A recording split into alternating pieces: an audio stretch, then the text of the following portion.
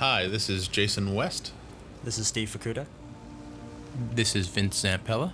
I'm Mackie McCandlish. And this is Ziadriki. So, Steve, talk about what this used to be. This used to be a very talkative sequence. The AI is saying things like, "Where are we going, sir?" What, sir? What, sir? And it's just silly.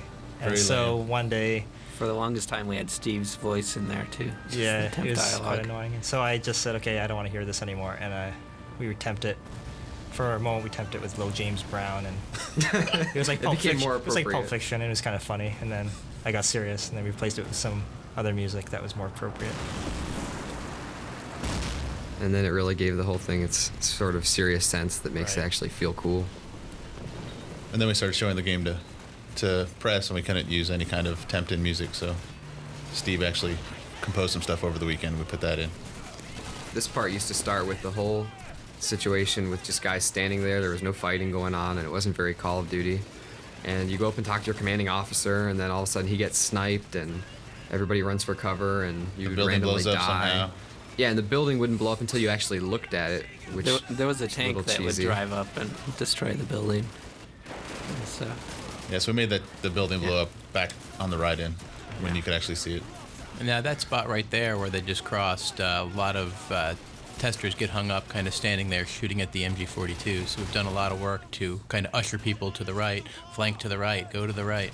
Yeah, there's an animation on McGregor. He's telling you to go, and all these friendlies run around here. Yeah, we've got 4 friendlies that swing around to the right to give you a hint. Oh, nice grenade. And these Germans here, I mean, they're part of the late edition revamp of the level to make it more interesting.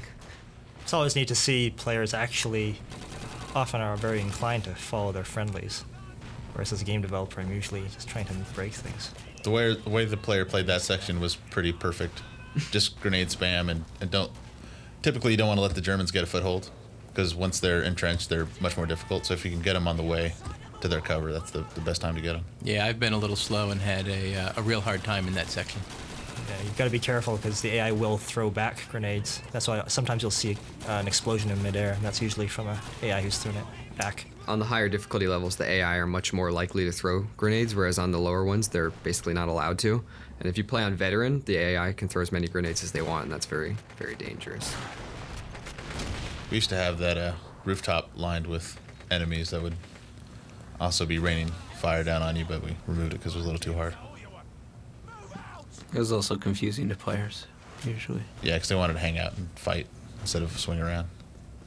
So that guy's at the doorway to hint to you to go in there. And this is like a super interior decorated room by one of our environmental artists. This is one of the more linear levels. It started as a completely non-linear level where you go from hard point to hard point in whatever order you wanted with all sorts of objectives on the compass. But it was too tight and didn't have any direction or moments. It was basically only fun if you took certain paths. So we decided to make sure that you took those paths. This level probably got redone the most. Yeah, I think all told, it was about 8 months spent on this level. Something like that. Not counting environmental artist time. It was always one of the prettier levels, though. Yeah. Even from the very, very beginning. And now this is going to be the demo level, so you'll probably see a lot of it. And those airplanes flying overhead were always there from the very Yep. beginning.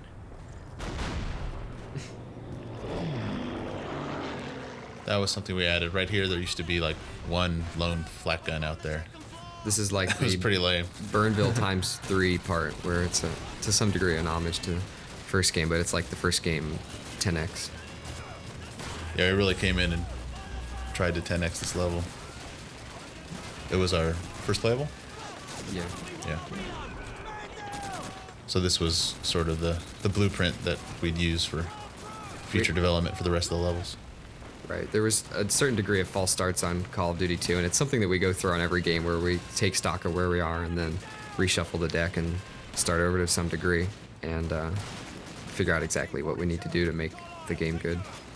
Well, start over is kind of a strong word, but Whenever you experiment, there's going to be, some things, not everything can be a success. So then you distill it down to its best attributes. You should definitely shoot the red barrels when you're coming through here. That's just cool. Even The if it- first shot sets them on fire, and then second and third shots make them blow up. I missed red barrels in Call of Duty 1, so no shortage of crates and barrels. Any proper game. Yeah, so I think our process is very iterative, and the more we are allowed to kind of change the game, the more time we have to do that, the better it becomes. The gameplay really gets tight. The moments really come together. Like Right. the planes you see flying overhead. I mean, that was like an experiment people started doing right after Call of Duty 1 ended, where they said, hey, maybe we'll do some flight paths with animations in Maya instead of using splines.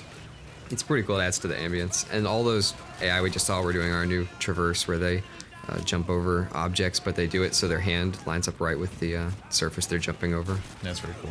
Yeah, I believe that's actually one of those where it's randomly not the same Yeah, it'll pick animation every different time, animations. which really adds a lot.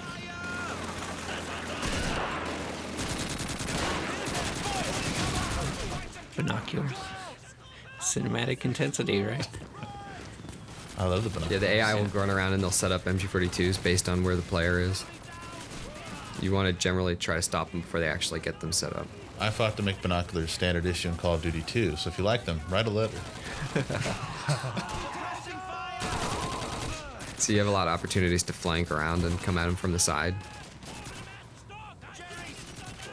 Yeah, and you don't have to go around this way. You can go the other way, too. Yeah, you can throw grenades up there too. It's a good idea. Adding the sandbags and flags really made this feel like an important place, this particular building. I remember the day that we did that. Yeah, that was one of the things during the reshuffling the deck, as Mackie put it, where we're just like, there's not enough swastikas and flags on this game. We also wanted to Definitely. make this a more significant objective where you feel like you're accomplishing something, so we made it be all about blowing up the boats in the harbor after you take out the flags so that your boats in the distance, which you may or may not have noticed are there, can continue unharmed.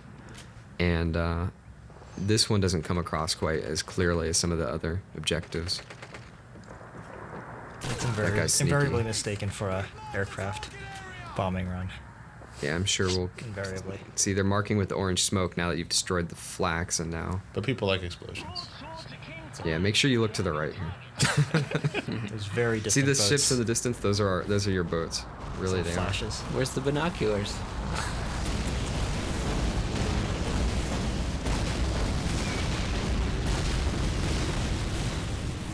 And It's there's some the really plane great go by to effects. add to the confusion. Yeah. People always think planes are bombing. Yeah. Artillery as a concept doesn't pick up.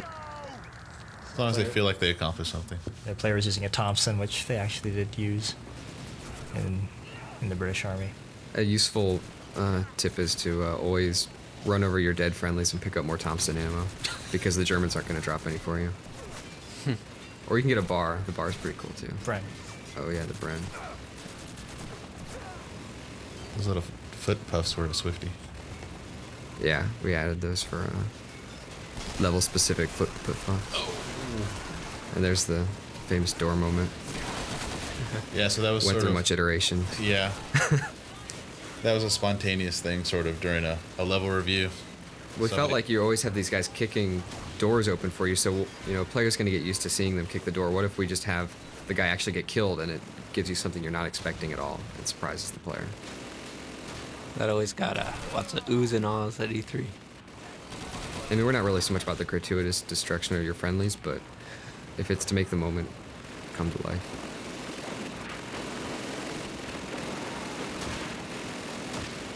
Just another good opportunity to see some swastikas. I also felt like this was one of the best imagery moments in the game. Yeah, that the hole in the wall provides a great frame to kind of let the background stand out. It's like the 180 Hogan's Alley.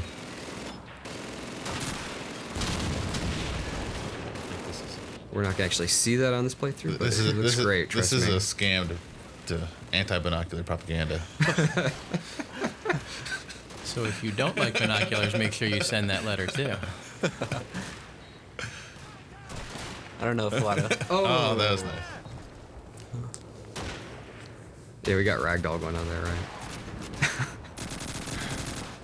Yeah, and this visual represents a lot of different departments coming together really well, and a lot of the way, you know, the effects team and the art team and the level design team and the code team work really well together to really got everything going on in this scene. One thing I like to do when I get to this part is throw just lots of smoke into that area and just run through there in the smoke, and the friendlies will jump after me and start cleaning up some of these Germans. There's a lot of opportunities to use smoke in this level. Nice.